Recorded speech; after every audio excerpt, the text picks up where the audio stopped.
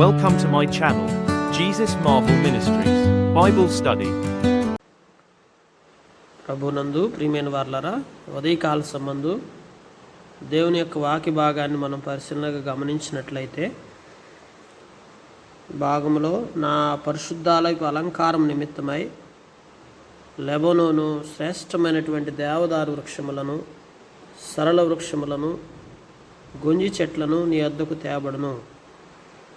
దేవుని వాక్యాన్ని మనం పరిశీలనగా చూస్తుంటున్నప్పుడు దేవుని యొక్క మందిరపు అలంకారపు నిమిత్తమై దేవుని వాక్యం ఏం చెప్పబడుతుందంటే, మరి లెబనోను శ్రేష్టమైనటువంటి దేవదారు, అలాగే మరి సరళ వృక్షాలు, గొంజి చెట్లు ఇవన్నీ కూడా నీ వద్దకు తేబడతాయి అని చెప్పి మరి లేఖనాల్లో మనం చూస్తుంటున్నాం.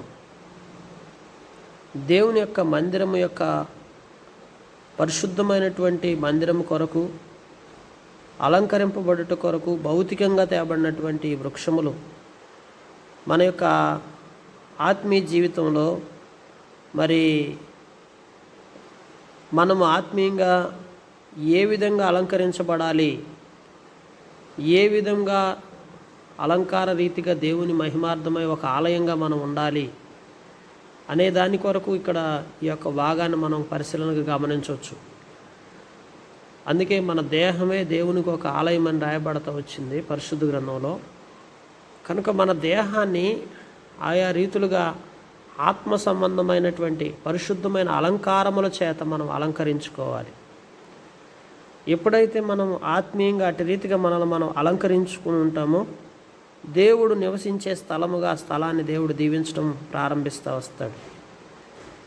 ప్రియమైన వారలారా, కనుక దేవుడు నివసించేటువంటి స్థలముగా మన యొక్క స్థలాలని దేవుడు ఆశీర్వాదకరంగా చేయటి కొరకు దేవుడు ఇష్టపడుతున్నాడు.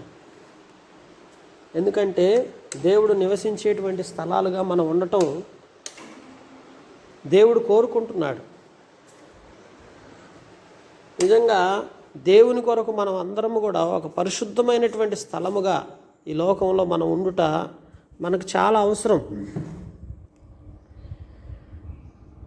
అందుకే అక్కడ పరిశుద్ధమైనటువంటి ఆలయము కొరకు కావలసినటువంటి అవసరమైనవన్నీ కూడా తేబడటానికి దేవుడు అనుమతి ఇవ్వటం జరుగుతూ వస్తుంది. కనుక ఇక్కడ ఏంటి, నేను నా పాదస్థలమును మహింపరిచెదను, నిన్ను బాధించు వారి సంతానపు వారిని ఎదుటికి వచ్చి సాగిలపడెదరు, నిన్ను తృణీకరించు వారందరూ వచ్చి నీ పాదముల మీద పడెదరు.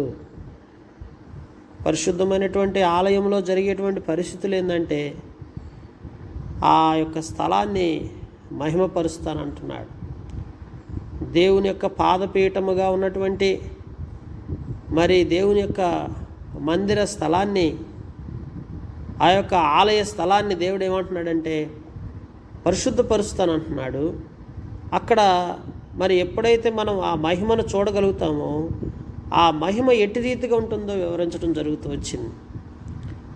ఈరోజు కొన్ని స్థలాల్లో మహిమ ఉంటుందని అంటాం. ఎక్కడ ఉంటుంది మహిమ? ఎక్కడ దేవుడు నివసిస్తాడో అక్కడ మహిమ ఉంటుందండి. ఎవరి జీవితంలో దేవుడు ఉంటాడో అక్కడ మహిమ ఉంటుంది. ఏ స్థలమందు, ఏ మందిరంలో, ఏ ఆలయంలో అయితే దేవుడు నివసిస్తాడో ఆ ఆలయమే దేవుని మహిమను వెల్లడిపరిచేటువంటి మరి స్థలం అది. అందుకే నా కనుదృష్టి, నా మనసు ఇక్కడ నిలుచును అని రాయబడతా వచ్చింది. దేవుని యొక్క ఆలయం మీద దేవుని కనుదృష్టి ఉంటుంది, దేవుని మనసు నిలుచుంటుంది. కనుక దేవుని మనసు, దేవుని కనుదృష్టి ఎక్కడ ఎవరి మీద పడుతుందో వారు దీవించబడినటువంటి వారుగా మార్చబడతారు. అందుకే నిన్ను బాధించు వారు సంతానపు వారు నీ ఎదుటికి వచ్చి సాగిలపడతారు. కొంతమంది మనుషులు మనల్ని బాధ పెడతా ఉంటారు.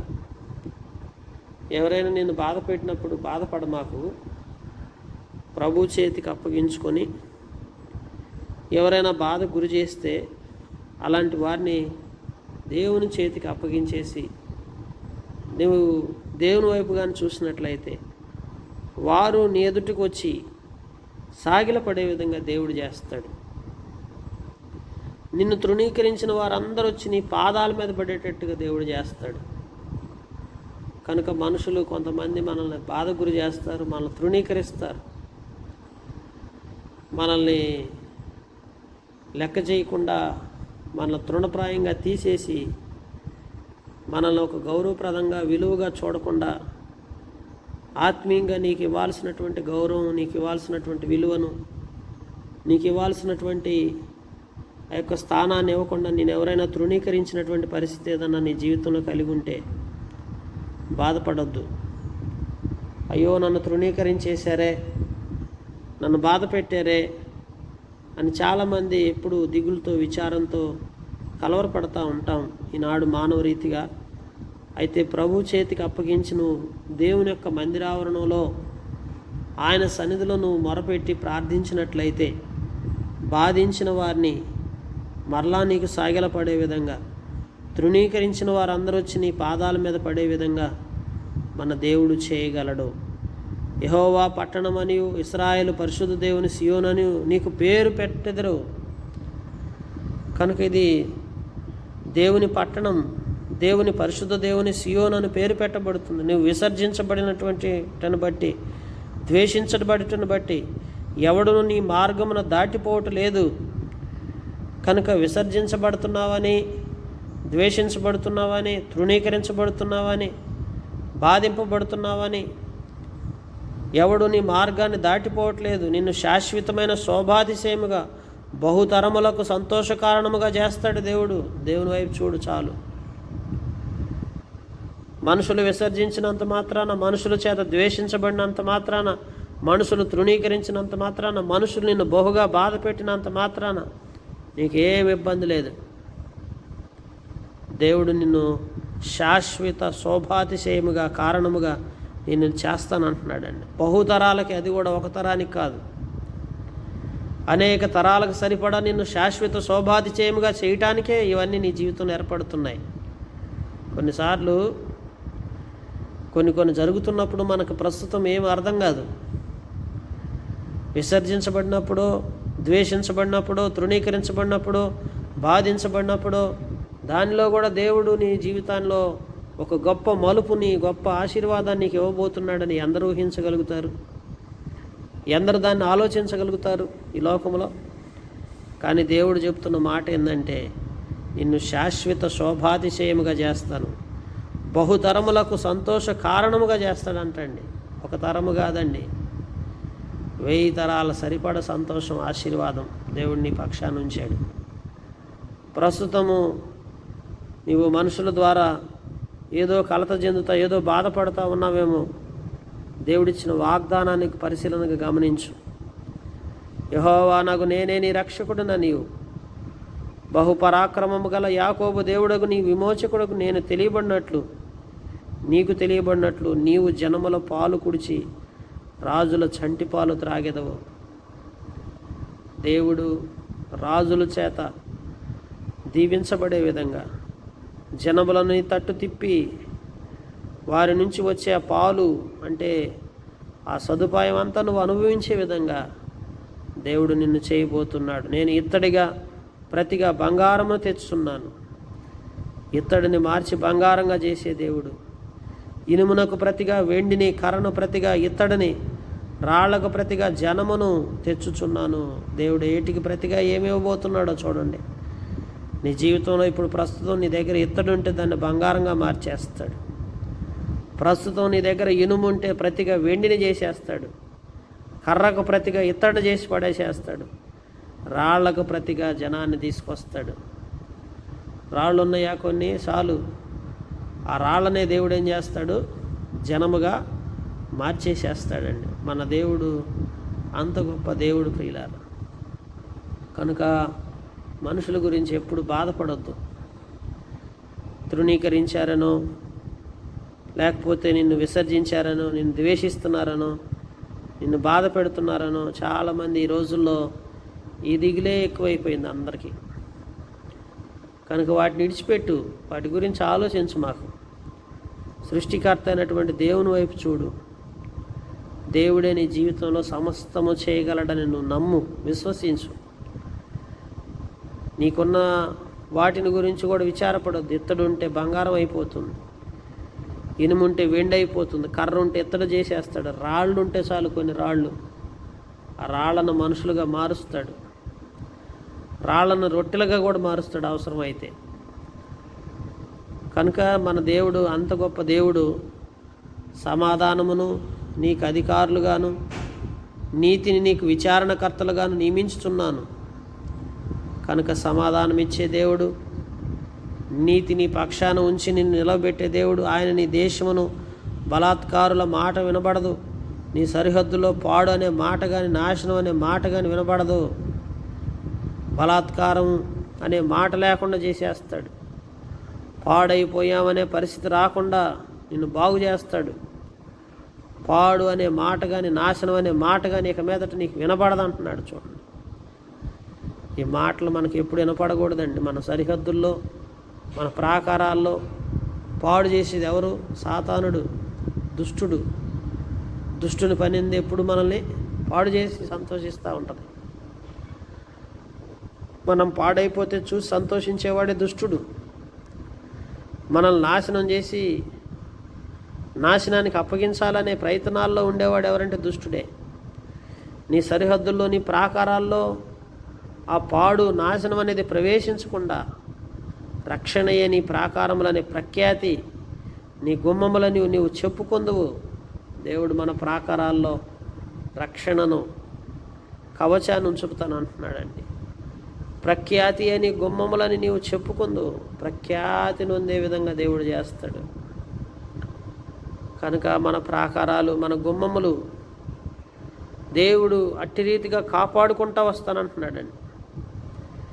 ఇక మీదట పగలు సూర్యుని ప్రకాశం నీకు వెలుగుగా ఉండదు. నీకు వెలిగించుటకై చంద్రుడిక ప్రకాశింపు. యెహోవాయే నీకు నిత్యమైన వెలుగుగా, నీ దేవుడు నీకు భూషణముగా ఉండును. మానవ రీతిగా మరి సూర్యచంద్రులు లోకానికి అవసరం, కానీ నీకు సూర్యుడు చంద్రుడితో పని లేదు. నీ సూర్యుడు ఇకను అస్తమింపడు, నీ చంద్రుడు క్షీణింపడు. కనుక నీ సూర్యుడు ఎవరు? ప్రభువైన యేసుక్రీస్తు వారే నీకు సూర్యుడు. నీ చంద్రుడు ఎవరు? ప్రభువైన యేసుక్రీస్తు వారే నీకు చంద్రుడు. కనుక ఆయన ఉదయము ప్రకాశించి సాయంత్రానికి అస్తమించేటువంటి సూర్యుడు కాదు. అలాగే రాత్రి ప్రకాశించే ఉదయానికల్లా అస్తమించేటువంటి చంద్రుడు కాదు. ఆయన ఎవరంటే నిత్యము ప్రకాశించేటువంటి సూర్యుడు, నిత్యము ప్రకాశించేటువంటి చంద్రుడు. అలాంటి నిత్యమైన వెలుగు నీ జీవితంలో నీవు కలిగి ఉన్నట్లయితే నీ దుఃఖ దినములు సమాప్తములగును. కనుక దేవుడిస్తున్న వాగ్దానం ఏంటంటే నీ దుఃఖ దినములు సమాప్తములగును. కనుక ప్రియులారా, మన జీవితంలో వచ్చిన దుఃఖ దినాలు దేవుడు తీసివేస్తానంటున్నాడు. మనుషుల ద్వారా మనకు కలిగిన బాధనంతటి నుంచి విముక్తిని మనకి ఇస్తానంటున్నాడు. మన జీవన విధానాన్ని మార్చేస్తానంటున్నాడు. మనల్ని శాశ్వత శోభాతిశయముగా చేస్తానంటున్నాడు. అందుకని జనులందరూ నీతిమంతులై ఉందరు. నన్ను నేను మహిమపరుచుకున్నట్లు వారు నేను వాటిని కొమ్మగాను నేను చేసిన పనిగాను ఉండి దేశమును శాశ్వతముగా స్వతంత్రించుకుందరు. శాశ్వతముగా దేశాన్ని స్వతంత్రించుకునే విధంగా దేవుడు మనల్ని చేయబోతున్నాడు. వారిలో ఒంటరైన వాడు 1000 మంది అవుతాం. ఎన్నిక లేనివాడు బలమైన జనముగా మార్చబడతాం. యెహోవా నాకు నేను తగిన కాలముని కార్యమును త్వరపెట్టుదును. ఈ కార్యము తొందరలోనే నేను చేయబోతుంటున్నాను. ఒంటరి అయిపోయామని బాధపడాల్సిన అవసరం లేదు. ఒక్కళ్ళని దేవుడు 1000 మందిని చేసేస్తాడండి. మనం చాలాసార్లు మనం ఒంటరి వారం దిగులు పడతా ఉంటాం. ఏం పర్లా, దేవుని పక్షాన్ని ఉండు చాలు. దేవుని కొరకు నువ్వు బ్రతుకు చాలు. దేవుని కొరకు నీతి కలిగి యథార్థంగా సత్యాన్ని విడిచిపెట్టకుండా దేవుని పక్షాన్ని నువ్వు ఎప్పుడైతే నిలిచి ఉంటావో నీవు ఒంటరి వాడివైనా నిన్ను 1000 మందినిగా మార్చేస్తాడు. ఎన్నిక లేని వారిని దేవుడు ఎన్నుకున్నాడు. అందుకే తృణీకరింపబడిన రాయి మూలకు తలరాయి ఆయన యేసు ప్రభు వారిని మనుషులందరూ తృణీకరించారు. తృణీకరింపబడిన రాయి చివరికి ఏమైంది? మూలరాయిగా ఎంచబడతా వచ్చింది, తలరాయిగా ఎంచబడతా వచ్చింది. కనుక దేవునికి అసాధ్యమైనది ఈ భూమి మీద ఏదీ లేదండి. యెహోవానగు నేను తగిన కాలం నీ కార్యమును త్వరపెట్టుదును. ప్రతిదానికి తగిన సమయం ఉంది ప్రియులారా. దాని కొరకు మనం వెయిట్ చేసేవారుగా, కనిపెట్టుకునేవారుగా ఉండాలి. తొందరపడకూడదు. జీవితంలో కొన్ని పరిస్థితులు నీ జీవితంలో ఎదురైనప్పుడు నువ్వు తొందరపడితే నష్టం. తొందరపడకుండా ప్రభు సన్నిధిలో నువ్వు కనిపెట్టుకొని నిలిచి ఉంటే తగిన కాలమున నిన్ను హెచ్చించే దేవుడు. అందుకే పౌలు భక్తుడు రాస్తాడు పత్రికల్లో, తన బలిష్టమైన రెక్కల నీడ కింద దీన మనస్కులమై మనల్ని మనం తగ్గించుకొని దేవుని దగ్గరంట మనకు కష్టాలు వచ్చినప్పుడు, మనకు ఇబ్బందులు వచ్చినప్పుడు, మనకు మనుషుల ద్వారా శోధనలు, తృణీకారము, విసర్జింపబడుట, బాధ, తర్వాత మరి ఇవన్నీ నీ జీవితంలో తలెత్తి నానా రీతులుగా నువ్వు కష్టానికి బాధకు గురవుతూ వచ్చిన సమయాల్లో అంట దీన మనస్కుడివై నిన్ను తగ్గించుకొని ప్రభువు యొక్క బలిష్టమైన రెక్కల నీడ కింద నువ్వు తగ్గించుకొని ఉంటే దేవుని వాక్యం చెప్తా ఉంది, తగిన సమయం అందు నేను నిన్ను హెచ్చిస్తాను. ఈరోజు మీ జీవితంలో ఏదైనా సరే అనుభవం మీకు ఏదైనా ఉంటుంటే, ఏ బాధ గుండా, ఏ కష్టం గుండా, ఏ శ్రమ గుండా నువ్వు వెళ్తూ ఉంటే ఒకటి గుర్తుపెట్టుకో, నిన్ను హెచ్చించే సమయం ఒక రోజు ఉంది. ఆ రోజు వరకు నువ్వు దీన మనస్కుడివై తగ్గించుకొని ప్రభు దగ్గర నువ్వు జీవించు చాలు. ఎక్కడ తృణీకరింపబడ్డావో, ఎవరి ద్వారా బాధకు గురయ్యావో, ఎక్కడైతే విసర్జన వచ్చిందో, ఎవరి చేత అయితే ద్వేషింపబడ్డావో అక్కడే దేవుడు నిన్ను, వారి చేతనే నిన్ను మళ్ళీ ఆశీర్వాదకరంగా ఉండే విధంగా దేవుడు నిన్ను చేస్తాడు. వారందరిని తీసుకొచ్చి నీకు సాగిలపడే విధంగా దేవుడు చేస్తాడు. ప్రియులారా, అయితే మనం దేవునికి నమ్మకంగా మన జీవితంలో మనం జీవించడం చాలా చాలా ముఖ్యం. కనుక ఉదయకాల సంబంధం ప్రభు పాదముల చెంతకొచ్చి మనల్ని ఇటు రీతిగా దేవుడు ఆశీర్వదించులాగా, శాశ్వతమైన శోభాతిశయముగా, బహుతరములకు సంతోష కారణముగా మన జీవితాన్ని చేసి, ఇప్పుడున్నటువంటి వాటికి ప్రతిగా దేవుడు అనేకమైన వాటిని నీకు ఇచ్చి, నీ సరిహద్దుల్లో పాడు నాశనమును దూరపరిచి, నీ జీవితాన్ని వెలుగుమయంగా చేసి, సూర్యచంద్రులతో సంబంధం లేని వెలుగు నీ జీవితంలో ప్రకాశింపజేసి, నిన్ను మహిమతో నింపి, మరి ఒక కొమ్మగాను, ఒక పనిగాను, దేశాన్ని స్వతంత్రించుకునే వ్యక్తులుగాను మనల్ని అందరిని చేసి, ఒంటరి వారమైన మనల్ని పెక్కుమందిగా చేసి ఆశీర్వాదాన్ని అనుభవించే విధంగా, మరి ఇట్టి ఆశీర్వాదం, ఇంతకు మించిన ఆశీర్వాదం ఇంకేముంటుంది దేవుని బిడ్డలారా? కనుక ఇట్లాంటి ఆశీర్వాదకరమైన జీవితాన్ని మనందరం అనుభవించలాగన ఉదయకాల ముందు ప్రభు పాదముల చెంతకొచ్చి మనల్ని మనం తగ్గించుకొని తగిన సమయం కొరకు మనం కనిపెడదామా? ఈ రోజున ఇంకా చాలామంది తొందరపడుతున్నటువంటి వారందరూ ప్రభు నీతో మాట్లాడుతున్నాడు. తగిన సమయం కొరకు నువ్వు వెయిట్ చేయి. దేవుడు తగిన సమయమందు నిన్ను బలపరుస్తాడు. అప్పటి వరకు నువ్వు కనిపెట్టుకొని ఎదురు చూసినట్లయితే తప్పక దేవుడు నిన్ను హెచ్చింపజేస్తాడు. దేవుడి మాటలు దీవించి మన గ్రహింపులు తీసుకొచ్చి మనకు సహాయం చేసి మనల్ని బలపరచునుగాక.